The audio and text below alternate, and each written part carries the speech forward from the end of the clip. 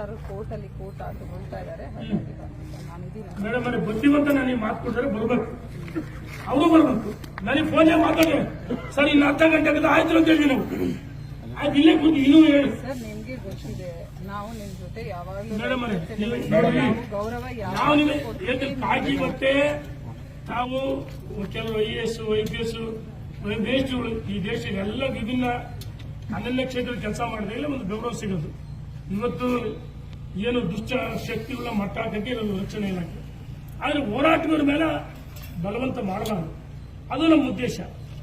ಜಿಲ್ಲಾಧಿಕಾರಿ ಬರ್ತಾರಂತ ಮಾತುಕತೆ ಮೇಡಮ್ ಅವರು ಬರಬೇಕು. ಇನ್ನೂ ನಾವು ಇನ್ನೂ ಅನಿವಾರ್ಯವಾದ್ರೆ ನಾವು ಇನ್ನೂ ಸ್ವಲ್ಪ ಸಮಯ ಕಾಯ್ತೀವಿ, ಅನಿವಾರ್ಯಸ್ತಿ ಹೋಗ್ತೀವಿ. ಕರೆ ಮಾಡಿದ್ವಿ ಬುದ್ಧಿವಂತ ಅವರಲ್ಲಿ ಮಾತುಕೊಡೋರು ನಿಮ್ಮಿಷ್ಟ ಮೇಡಮ್. ನೀವು ಈ ರೀತಿ ಯಾಕೆ ಬರ್ಬೇಕಂದ್ರೆ ಈ ರೀತಿ ನಿಮ್ಮಿಷ್ಟ. ನಾನು ನಿಮ್ಮ ಜೊತೆ ಮಾತಾಡೋದು 10 ನಿಮಿಷ ಪ್ರತಿಭಟನೆ ಮಾಡಕ್ಕೂ ಅವಕಾಶ ಕೊಟ್ಟಿಲ್ಲ ನೀವು ಸರ್. 20 ನಿಮಿಷ ಇಲ್ಲ ಮೇಡಮ್ ಅವರೇ, ಕೂತೇ ಇಲ್ಲ.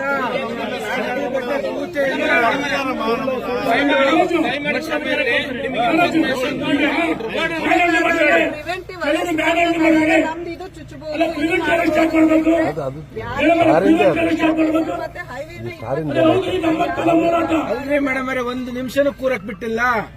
20 ನಿಮಿಷ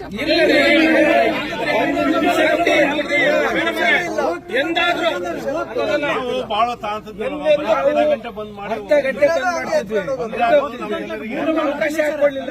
ನಿಮಗೆ ತಿಳಿಸಿ ಮಾಡ್ತಾ ಇದೀವಿ.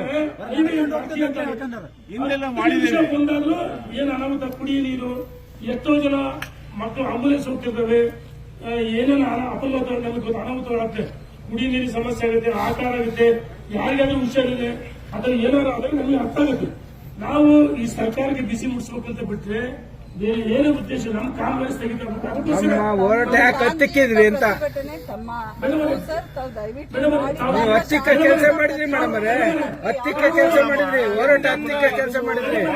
ನಾವು ಜಿಲ್ಲಾ ಪೊಲೀಸ್ ವರಿಷ್ಠಾಧಿಕಾರಿ ನಮ್ಮ ಸಹೋದರಿಗೆ ಅತ್ಯಂತ ಗೌರವದಿಂದ ಮಾತಾಡ್ತೀವಿ.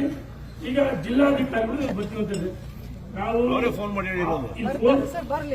ಅಲ್ಲ ಈಗ ಏನಾಯ್ತು ಅವತ್ತು ಏನೈತೆ ಅಂದ್ರೆ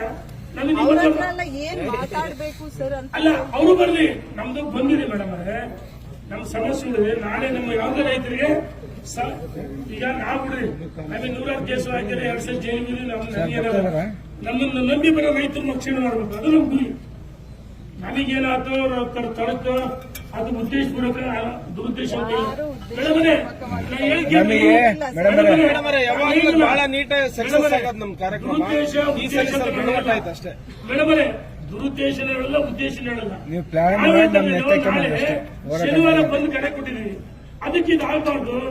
ನೋಡಿ ನಮ್ಮ ನಿಮ್ಮ ಮಧ್ಯೆ ಸಂಘರ್ಷ ಸಾಮರಸ್ಯ ಇರಬೇಕು. ಪ್ರಜಾತಂತ್ರ ವ್ಯವಸ್ಥೆಯಲ್ಲಿ ಅವಕಾಶ ಕೊಡಲಿಲ್ಲ ಮೇಡಮ್ ಅವರೇ, ಅವಕಾಶ ಒಂದ್ಸಕ್ಕೂ ನಿಮಗೂ ಆಗ್ತಿದೆ.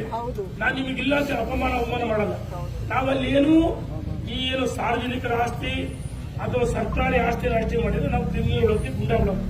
ನಾವ್ಯಾರು ಭಯೋತ್ಪಾದಕರಲ್ಲ, ನಾವ್ಯಾರು ಉಗ್ರಗಾಮಿಗಳಲ್ಲ,